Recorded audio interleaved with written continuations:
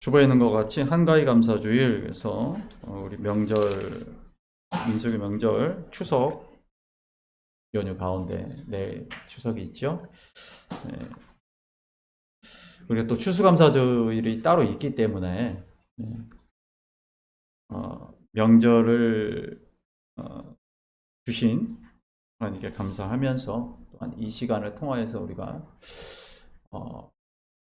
무엇을 생각해 볼 수 있을까? 말씀을 통해서도 우리의 주변, 우리의 이웃, 우리의 가족들, 친지들을 또 돌아보는 그러한 시간이 또한 되기를 소망합니다. 오늘 참석하지 못하신 우리 김성민 안수 집사님 병실에서 지금 이 시간 함께 기도하실 거라고 믿습니다. 위해서 기도해 주시고 또 오랜만에 보는 반가운 얼굴들도 있습니다. 현신 집사님, 우리 성현 형제, 네, 우리 인자매도 있고 구길 형제도 있고, 네, 추석을 맞아서 이렇게 내려와서 본가에서 가족들과 함께 지내는 자녀들이 있어서 참 반갑습니다. 예배 후에 반갑게 인사 나누시길 바랍니다. 오늘 우리가 본문으로 우리 박창희 집사님께서 읽어주셨던 야고보서 2장을 함께 보겠습니다. 14절 말씀인데요. 우리 야고보서 2장 14절 한번 같이 읽어볼까요? 내 형제들아, 행함이 없으면 무슨 유익이 있으리요? 그 믿음이 아멘. 야고보서를 쓴 야고보는 야고보 사도가 아닙니다. 누구죠? 예수님의 형제 야고보입니다. 예루살렘 교회 당시 초대 교회의 수장 리더였죠. 믿음과 행함 이 두 가지를 따로 분류를 하고 믿음은 있는데 행함이 없으면 안 된다라는 이야기를 하는 것 같지만 17절에 보면 이와 같이 행함이 없는 믿음은 그 자체가 죽은 것이다 이렇게 얘기를 하죠. 즉 무슨 말입니까? 행함과 믿음은 같은 것이다 라는 얘기를 하고 있는 거죠. 이 믿음이라는 말에 대해서는 여러 번 우리 함께 나눴던 기억이 있습니다. 출애굽기 17장 12절에서 모세가 아말렉의 군대와 싸울 때 어떻게 합니까? 산에 올라가서 모세의 손을 양쪽에서 누가? 그렇죠. 아론과 우리 한쪽씩 잡고 내려오지 아니하도록 손을 내리면 이스라엘 군대가 지니까. 그렇죠. 근데 손을 내리지 않았다라는 그 동사가 히브리어로 에므나라는 동사였다라는 말씀 기억하시죠? 에므나. 그 에므나에서 우리가 말하는 아멘이 나온 겁니다. 에므나. 믿습니다. 우리가 아멘을 믿습니다. 의심하지 않습니다. 혹은 그렇게 하겠습니다. 라는 그런 결단의 표현인데, 그렇게 될 줄 믿습니다. 이런 표현들입니다. 근데 그 어원이 되는 에므나라는 그 말이 모세가 손을 내리지 않았다라는 말과 어떻게 연결이 되는가? 왜 그렇게 번역을 했는가? 손을 내리지 않고 계속 들고 있다. 유지하다. 그 얘기를 하고 있는 겁니다. 힘들지만 손을 안 내리고서 얼마나 힘들겠어요. 그러나 그 상태를 유지했다. 버텼다. 이게 원래 에무나 믿음의 의미입니다. 그러니까 믿음이라는 것은 머릿속에 갖고 있는 어떤 사상이나 신념이나 이런 걸 얘기하고 있는 게 아니에요. 그래서 믿음이라는 말로 우리가 한 단어로 이것을 다 표현하기는 부족하고 신실함, 확고함, 견고함, 지속적인 충성 이런 의미들이 다 담겨져 있는 것이죠. 그러니까 믿음, 이 성경이 말하는 구약 성경에 나오는 믿음, 에무나가 표현하는 것은 단순히 믿는 태도, 신념, 사상 이런 걸 얘기하는 게 아니고 확고히 서 있는 삶 그리고 내가 믿는 바를 행동으로 지탱하는 지속성 힘들지만 내리지 않는 것 그걸 얘기한다는 것이죠. 또한 아론과 훌이 양쪽에 모세의 손을 붙들었다라는 그 표현을 우리가 기억해 볼 필요가 있어요. 그런 충성스러움. 제가 예전에 말씀드린 바와 같이 이 에무나를 신약 성경에서 헬라어로 번역을 할 때 썼던 단어가 피스티스입니다. 피스티스. 피스티스는 나중에 페이스의 어원이 되죠. 이 피스티스는 우리가 아는 바와 같이 갈라디아서 5장에 나오는 성령의 9가지 열매 중에 하나입니다. 그때 거기서는 뭐라고 번역이 됩니까? 사랑과 희락과 화평과 충성. 충성과 온유와 절제 이렇게 나갈 때 그 충성이 피스티스입니다. 그러니까 성경은 믿음이라는 그 단어가 어디에선 믿음으로 어디에선 충성으로 번역이 되는데 왜 그러냐면 같은 의미이기 때문에 그래요.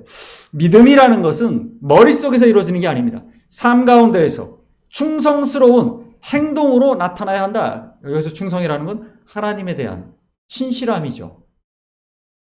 말씀을 지켜나가는 그런 삶입니다. 뿐만 아니라 이 에므나라는 것은 성경에서는 개인의 결단만을 얘기하는 게 아닙니다.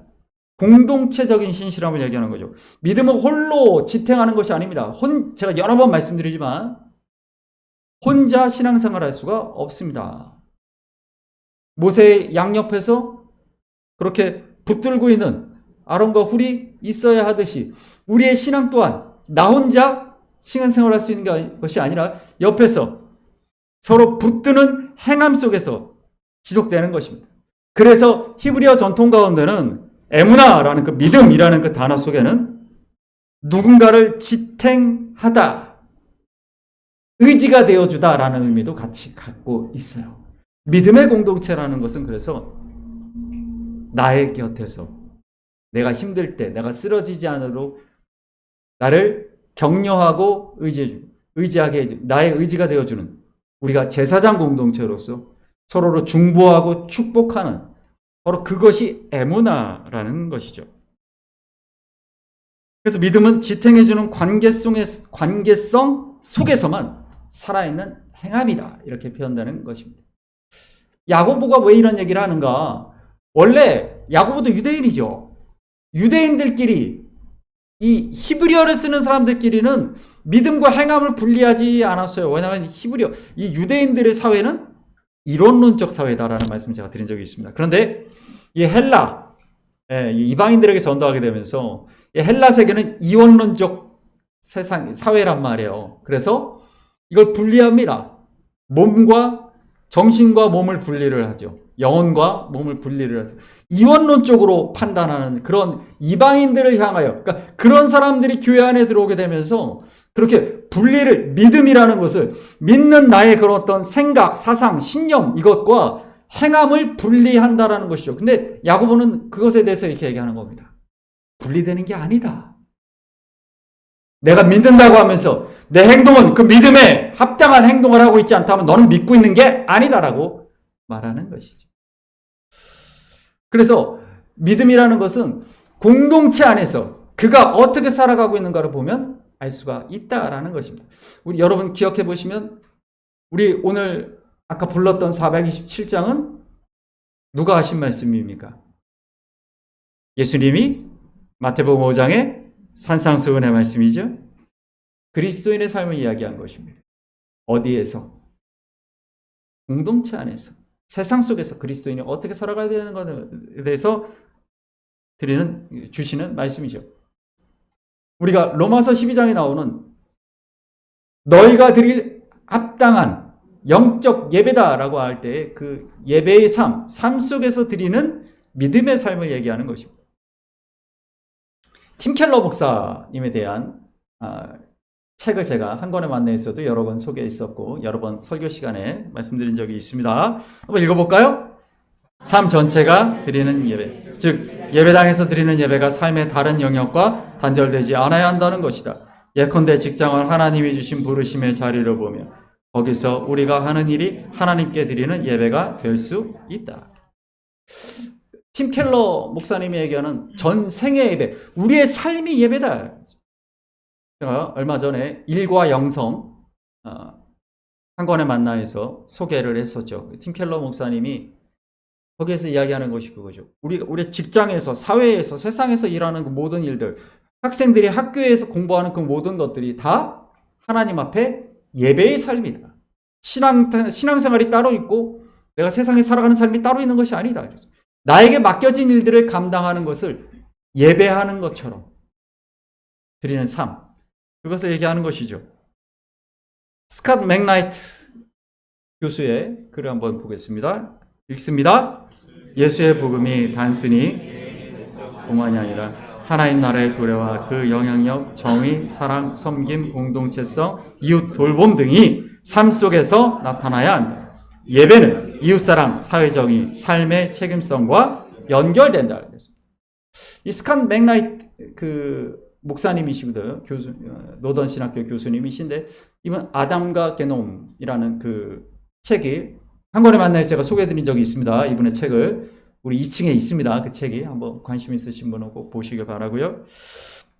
여기서 이야기하는 건 신앙이라는 것은 우리 하나님 나라를 도래를 기다린다는 그 믿음의 삶은 교회 안에서 예배당에서 이루어지는 종교적 행위로 끝나는 것이 아니다라는 것이죠.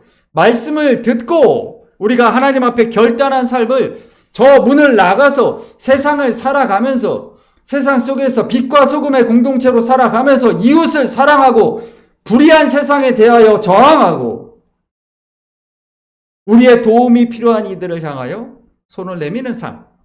그것이 예배다라고 말하는 것이죠. 그 예배는 그렇게 이어져 나가는 것입니다. 우리가 이따가 축도 얘기도 하겠지만 세상으로 파송된다라는 개념이 그것이죠. 빛과 소금으로서 어두운 세상을 향하여 나아가는 것입니다.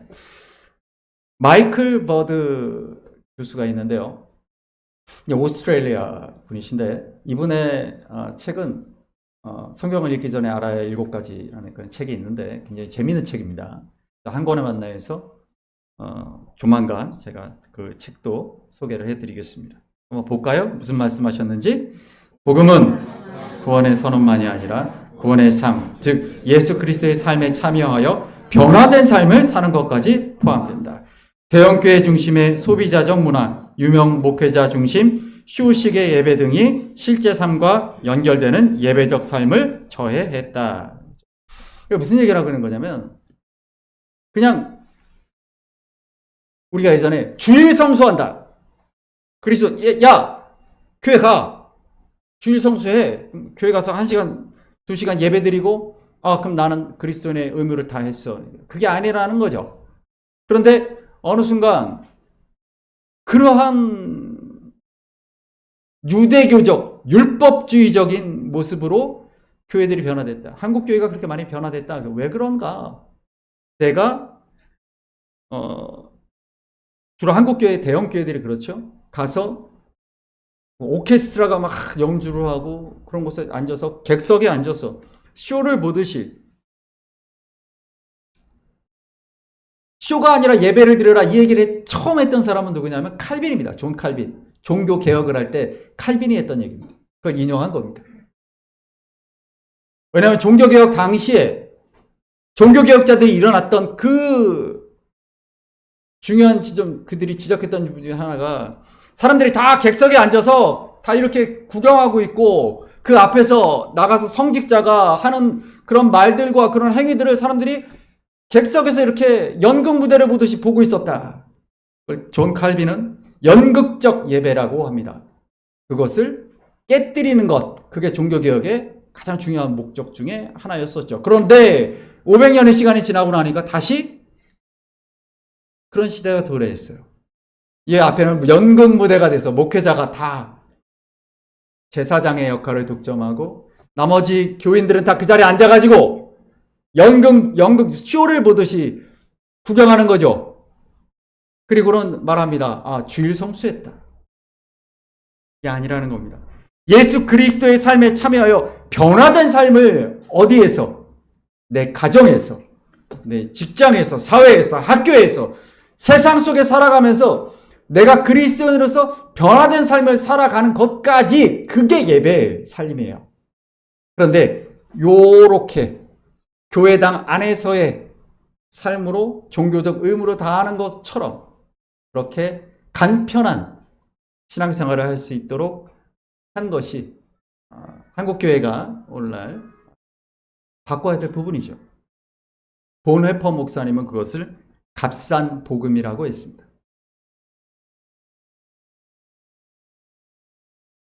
아모스 선지자, 우리 박순희 집사님 읽어주신 아모스 선지자는 이렇게 그것을 지적하죠. 21절부터 한번 같이 읽어볼까요? 내가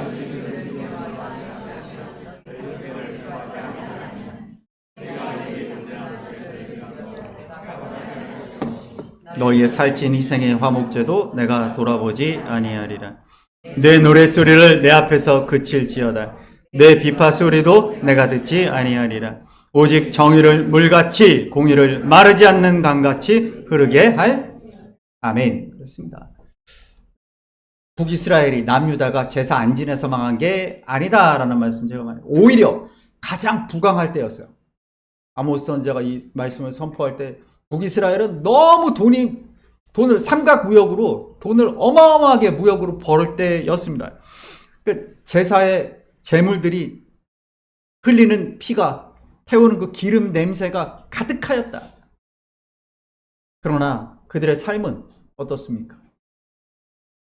더 많은 것을 무역을 해서 더 하려고,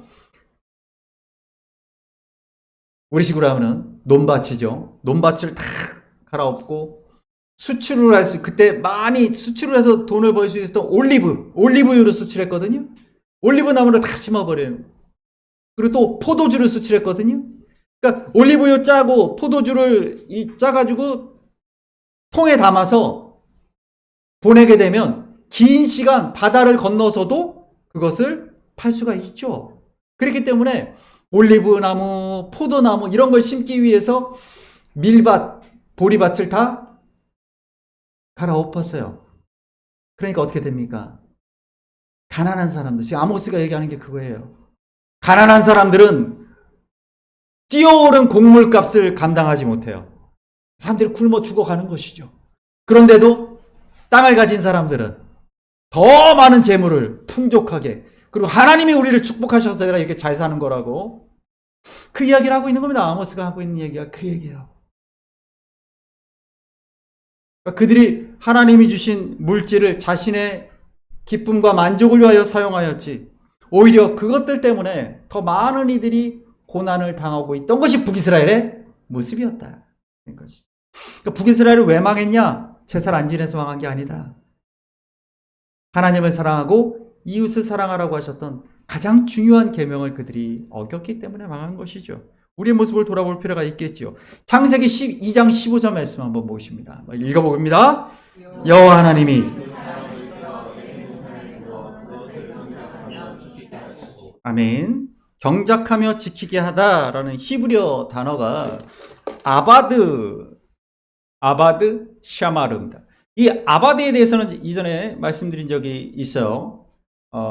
성경에 말하는 아까 라트레이아라고 하는 로마서 12장 1절에 헬라어로 번역된 예배, 그 단어가 히브리어로는 아바드입니다. 섬기다의 의미를 갖고 있어요. 서비스죠. 그 샤마르는 뭐냐면 지킨다라는 뜻을 갖고 있습니다. 지킨다. 이 말이 어떻게 성경에 쓰이는가? 여호수아 22장 말씀 보시면 제가 읽어보겠습니다. 우리가 여호와 앞에서 우리의 번제와 우리의 다른 제사와 우리의 화목제로 섬기는 것을 우리와 너희 사이와 너희 증거가 되게 할 분으로서, 여기 나오는 섬기다, 그러니까 예배하다라는 이 의미가 바로 아바드입니다. 그리고 그 다음 말씀 보겠습니다. 신명기 6장 17절, 너희 하나님 여호와께서 너에게 명하신 명령과 증거와 삼가 지키며, 네, 이 지키며가 바로 히브리어로 샤마르입니다. 샤마르. 그러니까 창세기 2장에서 하나님이 인간을 만드셔서 인간에게 감당하게 하신 것이 무엇입니까? 땅을 경작하는 것이 곧 하나님께 하는 예배다. 왜 그렇습니까? 우리에게 하나님이 주신 소명이기 때문에 그래요.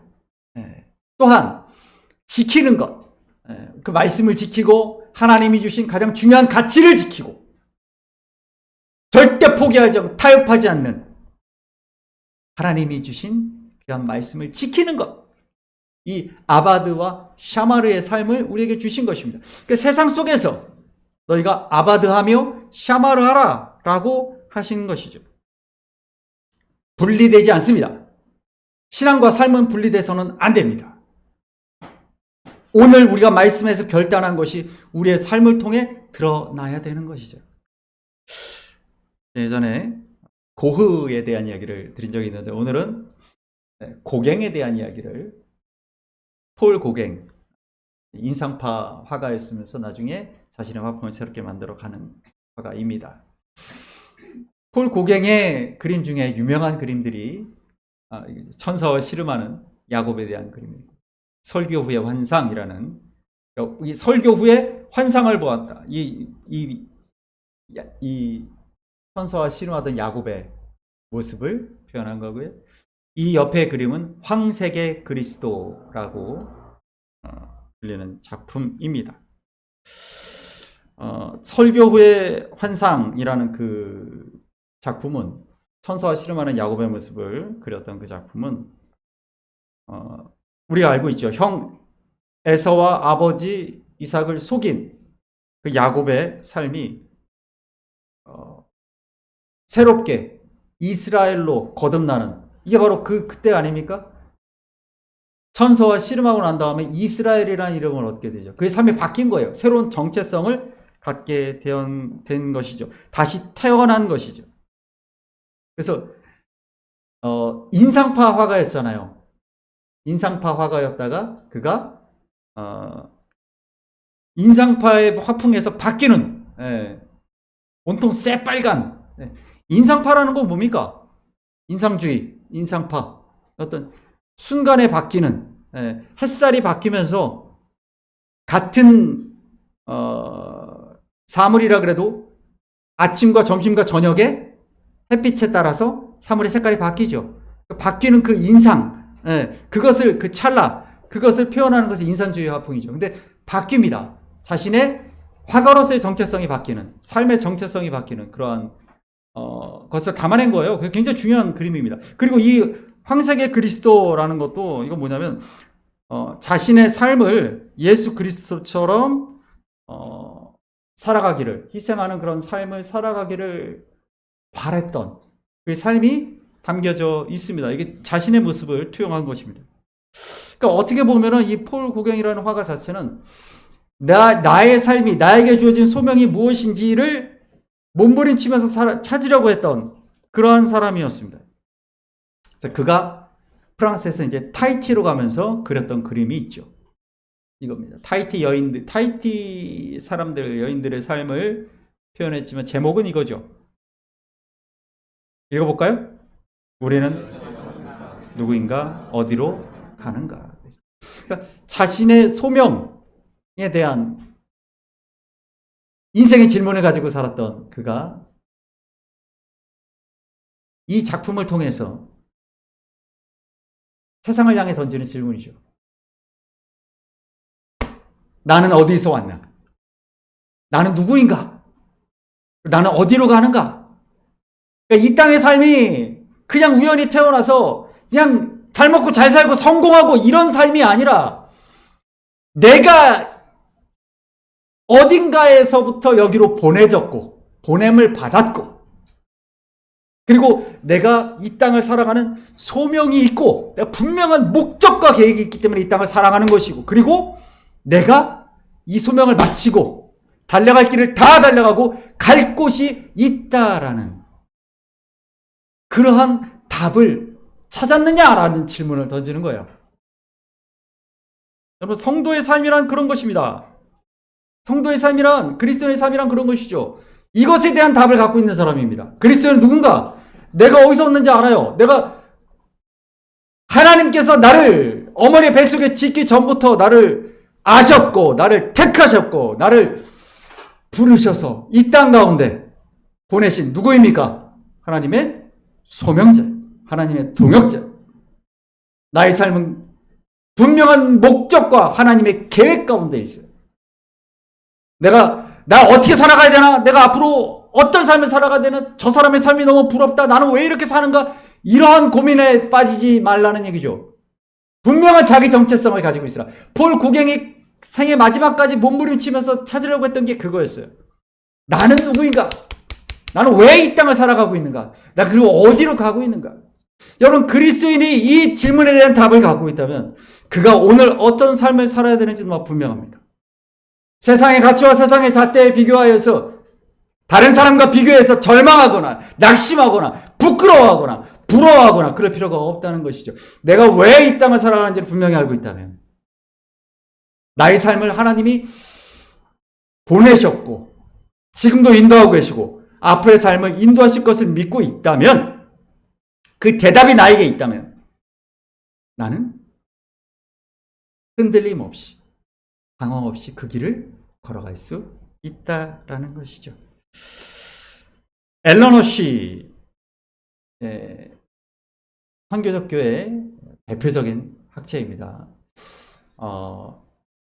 이 앨런 허쉬가, 제가 이 미국의 그 CBTS를 가기 전에 딱 1년 전까지 강의를 했는데, 굉장히 아쉬운 게 1년만 빨리 갔으면 앨런 허쉬의 강의를 들을 수 있었을 텐데, 물론 이제 그 다음에 알렌 락스버러라는 또 하나의 세계 선교적 교회라는 세계 그 신학의 양대 산맥이, 거의 뭐 양쪽 기둥이 앨런 허쉬하고 알렌 락스버러인데, 앨런 허쉬의 강의는 듣지 못했지만 제가 알렌 락스버러 교수님의 강의를 들었다는 것은 굉장히 감사한 일이죠. 대신 앨런 허쉬의 책을 다 보았습니다. 그 책들에 통해서 선교적 교회라는 게 뭐냐면, 선교사를 많이 보내는 교회가 아니고, 내가 선교사라는, 하나님이 나를 택하시고 예수 그리스도의 십자가로 구원하사 세상 속으로 보냄받은 선교사다라는 그 마음으로 살아가는 공동체가 선교적 교회입니다. 읽어볼까요? 신앙은 단순히 교회 예배당에서의 활동이나 이벤트 중심이 아니라 제자로 부름받은 사람의 삶 전체, 가정, 직장, 취미, 사회적 관계에서 복음이 구체적으로 실현돼야 한다고 강조. 현재 여기에서 지금 어떤 삶을 살아야 하는가? 그리스도인은 이 질문을 항상 가지고 있어야 돼요. 내가 하나님이 부르시고 세우신 이곳에서 어떻게 살아야 되는가? 그 다음 보여주십시오. 읽습니다. 모든 신자들이 보냄받은 사람으로서의 정체성을 회복해야 한다. 이 정체성은 삶의 방식을 바꾸고 예배와 사역, 일상의 삶, 선교가 서로 분리되지 않게 한다. 삶 전체가 보내심의 반응이자 예배이다. 잊혀진 교회의 길, 다음 보여주시면요. 한 권의 만나에 이 책 두 권을 제가 소개를 올려놨습니다. 잊혀진 교회의 길, 그리고 새로운 교회가 온다. 이 책들을 통해서 지금 이 현대 교회는 초대교회의 모습 혹은 종교개혁 때의 그 모습을 잃어버렸다는 것이죠. 소비주의적이고 개인주의적인 신앙으로 어떤 종교를 소비하듯이 삶의 일부로만 여기게 된다는 게, 그게 아니다. 우리 삶 전체가 그리스도인의 삶을 살아야 한다라는 이야기를 하고 있는 이 책들이 바로 이 책입니다. 그래서 이 앞에 페이지 한번 다시 보여주십시오. 네. 그래서 앨런 허쉬 목사님은 이런 얘기를 하죠. 삶 전체가 보내심의 반응이자 예배이다. 우리를 부르셨다. 제자로 부르시고 우리를 보내신다. 사도로 보내시는 것입니다. 그러니까 우리가 예배의 자리로 부르심을 받고, 그리고 예배가 끝나고 우리가 세상을 향해 나아갈 때는 내가 가진 미션을 가지고 가는 것입니다. 나를 통해 이루실 하나님의 계획을 가지고 가는 것입니다. 그것이 성도의 삶입니다. 우리 VIP 초청잔치를 예배위원회 주관으로 하게 됐습니다. VIP가 뭡니까? 지옥? VIP가 뭐지? 베리 임포턴트 퍼슨, 우리가 하도 요즘 뉴스에서 VIP가 많이 나오는데, 그 VIP는 대통령을 얘기하는 VIP고, 그죠? 내 삶에 정말 중요한 사람, 예수 그리스도가 나를 구원하셨다라는 그 고백은 나와 하나님 사이에 끊어진 단절된 이 죄의 장벽을 주님이 허무시고 한 손에 하나님 아버지의 손을 잡고 한 손에 우리 윤진이의 손을 잡고 예수님께서 화목제물이 되셔서 십자가의 구원의 은혜로 나에게 새 생명을 주셨다라는 고백이죠. 너희도 십자가의 길을 걸으라고 말씀하신 그 뜻은 무엇입니까? 너희 또한 예수 그리스도처럼 한 손에는 우리 주님의 손을 잡고 나머지 한 손엔 하나님이 너를 통하여 구원하시고자 하는, 너를 통하여 일하고자 하시는 그 예배하신 영혼을 향하여 그 손을 내밀라는 것이죠. 그 손을 잡아주라는 것입니다. 복음이 필요한 이에게, 사랑이 필요한 이에게, 도움이 필요한 이에게 나아가 그 손을 그에게 내밀라는 것이죠. 한 손은 꼭 하나님의 손을 잡고 있어야 합니다. 너무 중요합니다. 사회 복지와 그리스도인의 삶의 차이가 무엇인가? 여기에 있어요. 우리는 하나님과 하나님 예비하신 영혼을 이어주는 십자가가 되어야 되는 것이죠. 그 차이입니다. 그게 보내심의 사명에 순종하는 삶의 예배입니다. 고린도후서 13장 말씀 보겠습니다. 읽어봅니다. 그리스도께서 약하심으로 십자가에 못 박히셨으나 하나님의 능력으로 살아계시니 우리도 그 안에서 약하나 너에게 대하여 하나님의 능력으로 그와 함께 살리라. 아멘. 우리 13장 13절 말씀 읽습니다.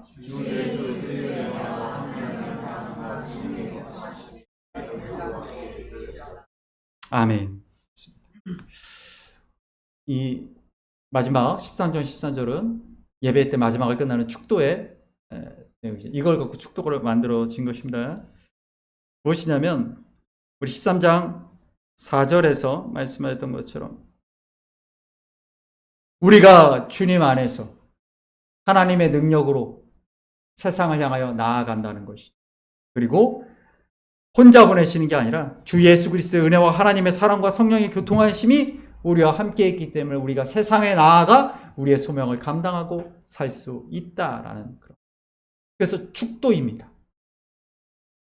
예수 그리스도의 은혜, 십자가의 은혜, 그리고 끝까지 포기하지 않으시는 우리의 손을 잡아주시는 하나님의 사랑, 그리고 내 안에서 역사하는 교통하는 성령님의 교통하심.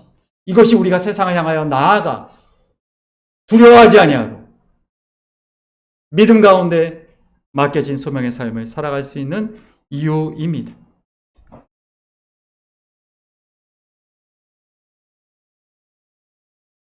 아까 말씀드렸던 모세의 에무나는 단순한 버팀이 아니라 믿음을 끝까지 행동으로 지탱하는 신실함을 말하는 것입니다. 하나님은 단지 믿는다고 고백하는 자가 아니라 그 믿음을 손으로, 발로, 인내로, 신실함으로 드러내는 에무나의 사람을 찾고 계십니다. 모쪼록 이번 연휴 기간 오랜만에 만나는 혈육 친지들을 만나는 분들이 있을 거고 또한 가족과 즐거운 시간을 보내는 분들도 있을 것입니다. 하지만 한편으로 우리 지난주에 베다니 집을 돕기로 결단해 주신 우리 재직 여러분들께 감사를 드리면서 또한 모든 사람들이 즐거워하고 기뻐하는 이 기간 중에도 아파하고 육신의 질병으로 고통 가운데 있거나 아니면 외로움 가운데 있거나 경제적인 어려움 가운데 있거나 우리가 돌아봐야 될 이웃이 있지는 않는지 그 이름들을 기억하고 그들을 바라볼 수 있는 어두운 세상 속에 우리가 빛과 소금으로 나를 통하여 일하시는 하나님의 계획을 이루어가는 믿음의 사람의 하나님과 함께 살아가시는 저와 여러분 되시기를 간절히 소망합니다. 이 시간에 함께 찬양하실 텐데